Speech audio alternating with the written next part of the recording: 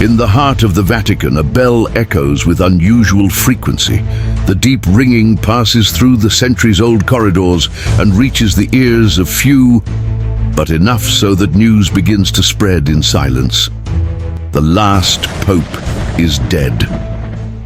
There was no announcement, there was no warning, just a silence that weighs more than any words. And when the news finally emerges, it is accompanied by a forgotten prophecy. Or worse, ignored. For centuries, secret documents were kept under lock and key. Many called them an exaggeration, others of heresy. But now, facing the inevitable end, even the most skeptical are turning their eyes to an ancient text attributed to a 12th century monk, Malachi. A name that carries with it a dark legacy marked by revelations that span generations and pinpoint. Each successor of Peter, all popes, one by one, until the last one, and he died today. But what does this mean? Are we on the verge of a spiritual collapse, of a transformation never seen in the history of the Church? Or is this all just coincidence? There is no more time for doubts. The signs are being fulfilled, and every detail revealed in this story could change everything you believe about the end times, the death of a man, the revelation of a prophecy, and a destiny that may already be written, including for you. But before any judgment, you need to see this with your own eyes. Have you ever had the feeling that something big was about to happen? As if the world is holding its breath before an event that could change everything? This feeling intensified for millions around the world after the death of the last pope on St. Malachi's list, a silent death, but it echoed like thunder in the chambers of prophetic time. The prophecy of the popes, attributed to Malachi, predicted with unsettling accuracy every leader of the Church since the 12th century. Mysterious, coded and symbolic descriptions that, for many, went unnoticed or were treated as allegories. But now, faced with the facts, even the most skeptical are reviewing each line with a shiver down their spines. Who really was this monk who accurately predicted almost 1,000 years of history? And why is the last name on the list shrouded in darkness and destruction? Malachi didn't just write names. He talked about the end, about persecution, about Rome in ruins, about an inevitable judgment. Do you believe in coincidences or in signs? What if we told you that several strange events began to happen around the world shortly after this death? Increased weather phenomena, unexplained sightings in the skies, and a spiritual unrest spreading through silent churches. We are facing the fulfillment of something ancient and powerful, but few have the courage to look at it head-on. Are you among them? Because what comes next isn't just a story, it's a calling, a warning, and perhaps your last warning. Malachi's prophecies were ignored for centuries, even as mysterious coincidences accumulated over time. Each successive pope seemed to correspond in some way to Malachi's enigmatic description. From Florence, from the rising sun, the shepherd of souls. The clues were there, but no one looked deeply enough to see the bigger picture. Until now. The Pope's death left a deep void, a void that would soon be filled, but by whom? At that moment, few people realized that the world was on the brink of an event that would change its history forever. And as the days passed, the signs began to become clearer. In Rome, inexplicable phenomena occurred in series. Churches that for centuries had been kept silent now resounded with strange murmurs, as if something was communicating directly from beyond. Ancient relics were moved alone, and a growing sense of dread gripped the city. In unexpected places, religious leaders began to have disturbing dreams of a great judgment, of an imminent spiritual battle, dreams that pointed directly to prophecy. The last pope had not died by chance. His death, as revealed in ancient scriptures, was just the beginning. The messages now more than ever seemed to connect. The next pope would be the last, yes, But the final revelation would not be a leadership of peace or hope. Instead, he would bring the apocalypse, a final confrontation with the darkest elements of religion and celestial power. And with that, doubt begins to grow. What is really being hidden? Who is behind this divine and human manipulation? Was it just a warning, or was it the beginning of something much more macabre and unchanging? How would the church react to all this? And most importantly, how do you prepare for what comes next? But there is something even more disturbing. As church leaders begin to look to forbidden texts for answers, another voice is emerging from the shadows, a voice that questions whether this is all really about power. What if it's something even bigger, deeper, beyond any human expectation? The true nature of the prophecy begins to reveal itself, and signs that were once fleeting now gain weight. What is behind Malachi's last vision? Would it be a death or a resurrection? If you believe that the answer will come with the next pope, perhaps you are completely mistaken. The end is closer than you think. As the impact of the pope's death spread, something strange began to happen. The church was silent, but not a peaceful silence. It was a silence that carried the weight of a deep secret, hidden in the oldest foundations of faith. And while the Vatican tried to compose itself in the face of this loss, outside the walls, the entire world was restless. The first signs that something was really wrong started with small details, imperceptible to most, but not to the keen eye. In several parts of the world, sacred relics began to mysteriously disappear. Not just objects of lesser value, but historical artifacts, fundamental pieces for the history of the Church, without any logical explanation. In the city of Rome, hooded figures began to appear in unlikely places, looking at the ancient churches as if they were waiting for something. But most frightening of all were the events that occurred during the night. In the middle of the night, some people claimed to have heard mysterious chants coming from inside St. Peter's Basilica. It was a melody that they had never heard before, and that no one could identify. What if this silence was actually a harbinger of something much bigger? Once again, Malachi's prophecy seemed to fit. The next pope, the last on the list, was described enigmatically as the shepherd of souls. But what did that mean? After all, what would happen after his death? The answer was becoming clearer and clearer as more mysteries unfolded. Malachi had spoken not just of a succession, but of an end. An end that would not just be symbolic, it would be a collapse, a transition to something new and catastrophic.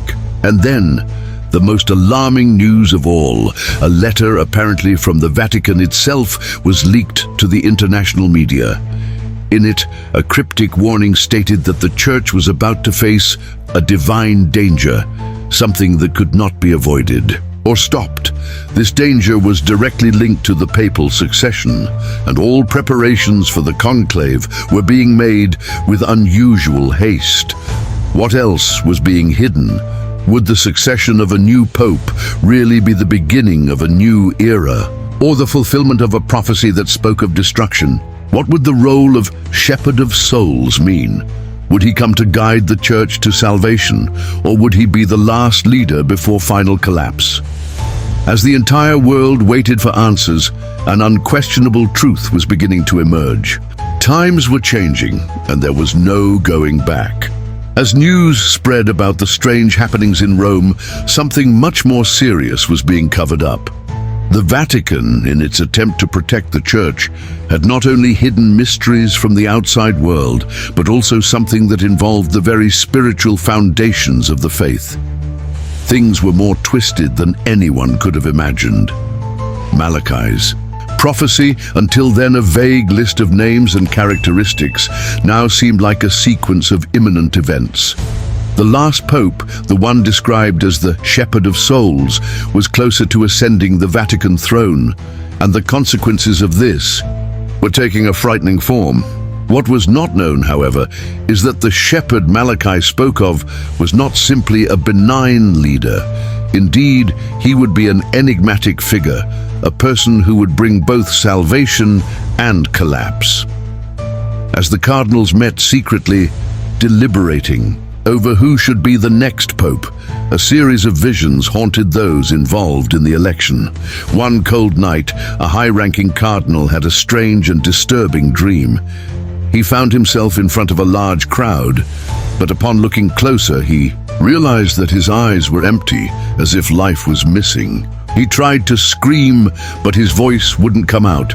Just as he began to understand the gravity of the vision, a great thunderclap broke out in the sky, and he woke up in a cold sweat, with the feeling that the end was near. But the omens were not limited to the Vatican. In different parts of the world, people reported supernatural experiences that seemed inexplicable. In the East, in a small town in Japan, a Buddhist monk meditating saw the face of a figure shrouded in shadow and with piercing eyes, who whispered to him a short and direct message: "The last age has arrived." And that wasn't the only sign. Many believed that Malachi's prophecy was simply an allegory, but events around the world were giving new credibility to this theory. Some scholars began to wonder whether the figure of the shepherd of souls really was related to the last pope, or whether he was a completely different person. A person who could be both the Messiah and the Apocalypse. When the new pope was finally chosen, something strange happened. The man who ascended the throne was not like other church leaders. He had a strong, imposing presence and a worldview that seemed at odds with traditional doctrine. However, his speeches were irresistibly captivating, and he drew crowds like never before. His election, considered historic, was accompanied by an unexpected event. A great storm formed over Rome, bringing furious winds and dark clouds. The city had never seen anything like it, and everyone present in St. Peter's Square at that moment reported a sense of impending nightmare. It was as if the sky itself was reacting to his ascension. With the entry of this new pope, the climate of mystery and apocalypse intensified. A secret group within the church began to investigate the origins of this figure and connect him with ancient writings that spoke of the coming of a leader with a divine mission but a hidden agenda. The shepherd of souls, upon his ascension, would become a stronger and more complex figure than any pope before him.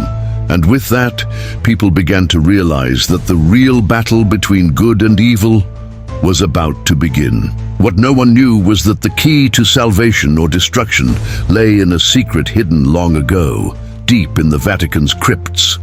And this secret, now about to be revealed, would change everything. With the new pope taking the lead, the world watched intently. His popularity grew at a frightening speed, but at the same time, small flaws appeared in his image of holiness. It was as if, no matter how hard he tried to hide it, something much bigger was unfolding behind the scenes. The Vatican, always so reserved, now found itself under pressure from global attention. Confidential documents began to leak, and with them, information that had been stored for centuries. Some of the church's oldest archives, those that had never been accessed, began to be revealed, and with each page turned, the mystery deepened. There were passages that referred to an end time, a time when the Pope's true nature would no longer be a secret, but a devastating revelation. Among these files, one that caught the attention of scholars was a letter dating back centuries, written by an Italian cardinal. She spoke of a final crusade where the church would face a great choice between salvation and damnation. This letter, which until then had been ignored, seemed in some way to predict current events. The language was full of metaphors, but the message was clear. The Pope who arrives will be the last before the great purification. The cardinal's words became more real with each passing day. News about the new Pope, which was initially focused on his charismatic leadership, began to focus on his more mysterious attitudes. He spoke little about the church's problems, but frequently made references to a new era that was coming, something he seemed to believe was inevitable. In his messages, he struck a prophetic tone, as if he knew more than he was willing to say. However, as the new pope made bolder decisions, the church began to destabilize. His reforms in many areas appeared to be more radical than many were willing to accept. But most disturbing of all was the creation of a secret council with leaders from around the world, whose mission was apparently to hide the pope's true agenda. In a secret meeting, a veteran cardinal revealed to a group of scholars that there was an ancient prophecy in which the last pope was not just a religious figure, but someone who would assume the role of leader of the entire world, not just the church. He spoke of a divine power that would be granted to him to decide the destiny of humanity. However, the big question was, would this power be a blessing or a curse? With that, more and more mysteries began to emerge. Bombshell news was released. In a remote area of the Holy Land, archaeologists had found an ancient manuscript that appeared to be an extension of Malachi's prophecy, but with even more disturbing details. The text spoke of a great leader who would bring fire and fury, but would also be able to heal the nations. The contradiction between salvation and destruction, between light and darkness, was about to manifest itself in the world. As the Pope prepared to announce his vision for the future of the Church, something even more alarming happened. In an act of public faith, he revealed a mysterious symbol, an inscription that no one had seen before. "The purifying fire will come, and the last will be the first," he said with impressive calm, before disappearing into absolute silence. These words caused an uproar. What did it mean? What was behind that symbol? Would it be a message for the future, or perhaps a sign that the time was finally coming? As the Pope continued his journey to truth, the eyes of the world were increasingly fixed on him. But the big question was he fulfilling the destiny of a prophecy, or in fact, initiating something much bigger and darker? And so, once again, the tension increased. What seemed to be a natural succession from one pope to another now seemed to be part of a much larger plan, a plan that no human being could control. The world was anxiously awaiting the Pope's final address, but something was deeply wrong. Rumors were beginning to spread through the halls of the Vatican, and key figures within the Church were being secretly removed. Power was concentrating in the hands of a small circle of people, and among them, the Pope seemed increasingly distant from the traditions they once followed with fervor. In his last public audience, the Pope made a surprising statement, an invitation for everyone to prepare for a new era, an era of global purification. His words were cryptic: "The great transition is at hand. Heaven and earth will meet. This is my last service, the end of one era, but also the beginning of another." What he didn't say was even more disturbing. He didn't seem to fear what was coming. On the contrary, he seemed anxious. On the same day, something extraordinary happened in Rome. During a sermon broadcast live to millions around the world, a blinding explosion of light erupted over St. Peter's Square. No one knew what was happening, but the Pope remained serene, looking at the sky with an expression that seemed to already know the fate that awaited him. At that moment, the entire world stopped. Malachi's prophecy, once seen as a distant theory, now seemed to be an undeniable reality. The shepherd of souls, who so many believed to be the savior, was now seen by many as the harbinger of a catastrophe. The light that appeared in the sky was not of salvation, but of something darker. Images of a dystopian future began to fill everyone's minds: wars, natural disasters, and a series of events that would reconfigure the destiny of humanity. And then, at the climax of the broadcast, a mysterious figure appeared next to the Pope, but no one knew who it was. He wore a dark cloak, and his face was covered. He was not a well-known figure, but his penetrating gaze seemed to unravel everything that was happening. It was as if he was the true agent of transformation, and the Pope was just a piece in a larger game. "We're ready," the man said, his voice reverberating through speakers throughout the square. "The end will only be the beginning. The fire will come, but also the purification." The Pope looked at him with a slight smile, as if he knew that the moment of revelation had finally arrived. But the final shock came when, looking at the audience, the Pope revealed the true message hidden in his words. The prophecy is not just about the last Pope, but about all of us. The key to the future lies within us, and that is why we need to face what is coming with courage. Then he disappeared behind a curtain, and the sound of the crowd began to gradually disappear, as if a wave of silence had taken over the world. In the days that followed, the Vatican became an isolated fortress. The Pope made no further appearances, and the activities of the Church began to be shrouded in mystery. Only a small circle of leaders had access to the Vatican, and the truth about what was happening behind closed doors was never revealed. The most fervent followers tried to look for answers, but the secret was being carefully guarded. Some believed that the Pope had ascended to a new stage of existence, while others feared that he was preparing the ground for the arrival of a much more powerful and destructive force. And then, as the world waited, signs began to appear in distant places.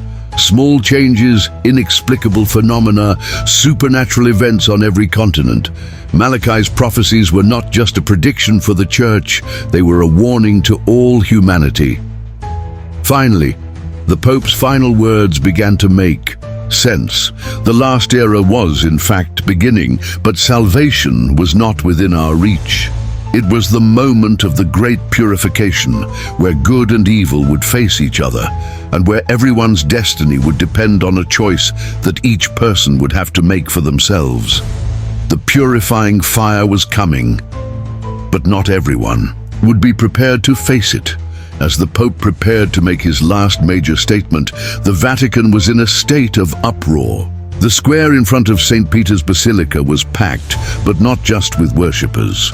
It was a crowd made up of journalists, curious people, and even those who came looking for answers to what seemed to be the end of an era. Deep down, everyone knew what was happening there was not just about religion, but about the destiny of humanity. The Pope approached the pulpit, but his face was different. He seemed distant, as if he were deep in thought, almost as if he were talking to something or someone invisible.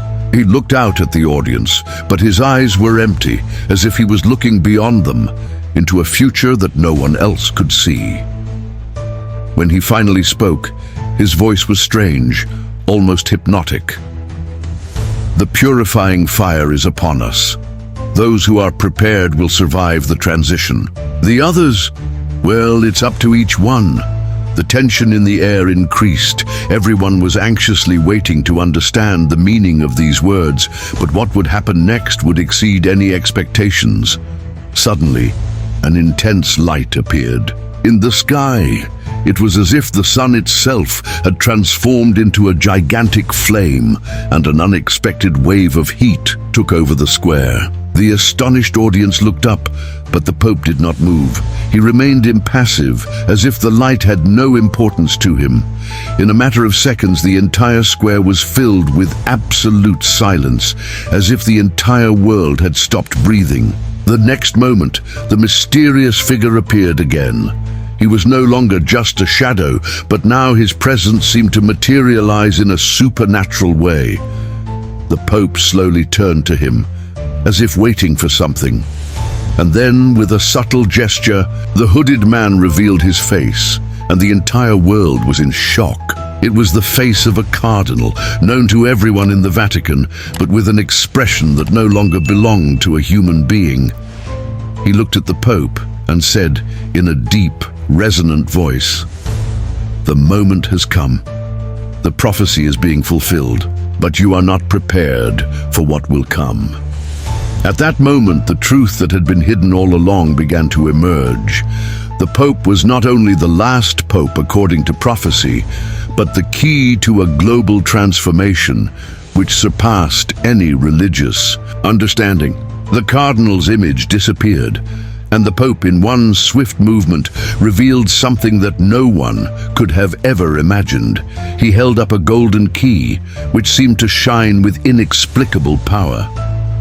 "The key to salvation and destruction is in my hands," he said, his words echoing in every corner of the square. The crowd was completely silent, not knowing what that meant. It was at that moment that the big revelation happened. The key was not just a symbol, but a literal object, an artifact that had the power to reverse or destroy the balance of the world. It was no longer a question of faith or destiny. It was a choice between giving the world a chance at redemption or letting it fall into an abyss of darkness. The Pope then took a step back, looking up at the sky. With a slow movement, he placed the key on the ground, and the square was filled with a wave of energy so intense that it seemed as if time itself had stopped. In a split second, the entire world was impacted by an inexplicable vision. The heavens opened, revealing a dystopian future where humanity faced its greatest dilemma, accepting or resisting the great transformation. But at the last second, the image disappeared and everything returned to normal. The Pope, now with a serious expression, said just one sentence: "The game has begun." And with that, he disappeared from public view, leaving behind him a legion of questions and an uncertain future. As the Vatican closed again, world leaders met in secret, trying to understand what had happened. The key had been revealed, but its power was still hidden. Malachi's prophecy, finally fulfilled, was just the beginning of something much bigger. As the Pope prepared to make his last major statement, the Vatican was in a state of uproar. The square in front of St. Peter's Basilica was packed, but not just with worshippers. It was a crowd made up of journalists, curious people, and even those who came looking for answers to what seemed to be the end of an era. Deep down, everyone knew. What was happening there was not just about religion, but about the destiny of humanity. The atmosphere was charged with palpable tension. The Pope took the pulpit, but instead of his usual serene countenance, there was something different. He seemed distant, as if he were deep in thought, almost as if he were talking to something or someone invisible. His eyes were fixed ahead, but his expression was blank, as if he was seeing something beyond those people, perhaps something in the future, something that others could not see. The moment seemed suspended in time. The Pope then slowly raised his hand, as if asking for silence.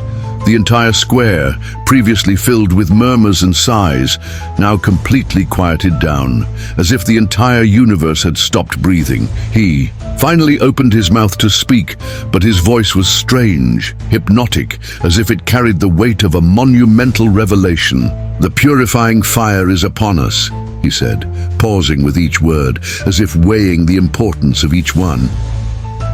"Those who are prepared will survive the transition. The others, well, that's your choice." His words reverberated throughout the square, and tension rose instantly. What was he saying? What did the transition mean? Were those words a prophecy or a warning of something that was about to happen? The silence was absolute. No one dared to breathe, and everyone's eyes were fixed on the Pope, waiting for what would happen next. But what happened was something beyond everyone's understanding. Suddenly, an intense, almost blinding light appeared in the sky. It was as if the sun itself had transformed into a gigantic golden flame, and the light filled the square with an intensity that burned the skin, heating the air unbearably. The crowd looked up in terror, But the Pope did not move. He remained impassive, as if he didn't feel the scorching heat or the blinding light. He seemed to know something the others didn't, as if he was prepared for what was happening. As the light intensified, something even stranger happened. The mysterious figure, which had been seen before, appeared again on the horizon. But now he was no longer just a shadow. He was a solid, materialized presence, and his figure emanated an energy that seemed to destabilize everything around him. The man seemed to be approaching the square. His footsteps made no noise, but the weight of his presence was undeniable. The Pope slowly turned to him, and that was when the truth began to unfold before everyone. The square was in a complete state of confusion, but still everyone could feel that something immense was about to be revealed. As the mysterious figure approached even closer, the Pope looked at him with a grave expression, and the hooded man revealed his face. It was the face of a cardinal, known to everyone in the Vatican. But something was different. His expression was not human. His eyes were deep, empty, as if they reflected knowledge beyond visible reality. The cardinal looked at the Pope and said, in a voice that seemed to penetrate everyone's hearts, "The moment has come. The prophecy is being fulfilled, but you are not prepared for what will come." These words echoed, and the tension in the square exploded. What did that mean? Was the Pope on some secret journey? Did the cardinal know more than everyone imagined? People could barely process what was happening. But before anyone could react, the cardinal disappeared from sight, disappearing as if he had never existed. The Pope, however, did not move. He was prepared for something much bigger. It was then that, with a delicate gesture, he revealed something that no one could have imagined. In his hand, the Pope held a golden key, which seemed to shine with a light of its own. He raised the key towards the sky, and a wave of energy began to emanate from it, causing the entire plaza to feel its skin tingle. "The key to salvation and destruction is in my hands," said the Pope, with a firmness that made everyone silent. "The choice is up to everyone now. What comes next will be a reflection of what we decide." The key was not just symbolic. It was a literal artifact, with the power to transform reality. The Pope looked up at the sky, as if expecting something, and that's when the real horror and the big reveal happened. With a sudden movement, he placed the key on the ground, and the entire square was filled with an energy so intense that it seemed as if the entire world was about to collapse. At that moment, the sky opened, and an apocalyptic vision appeared before everyone's eyes. A devastated land, humanity fighting for survival, and in the midst of it all, the presence of the key as the only element capable of determining the future. The energy disappeared as quickly as it appeared, and the Pope, with a suffering expression, looked once again at the audience. "The game is on," he said, his voice almost unrecognizable. In an instant he disappeared, leaving the square empty, but the mystery of his presence and the key did not dissipate.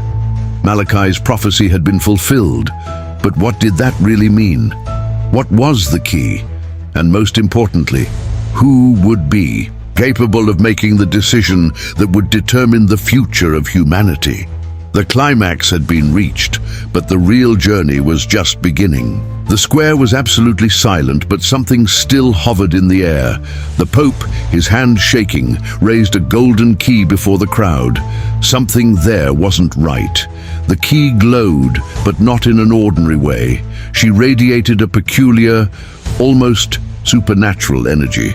The Pope, with a distant look, observed the sky, but his eyes were empty, as if he was seeing something beyond that moment, something that the public could not yet understand.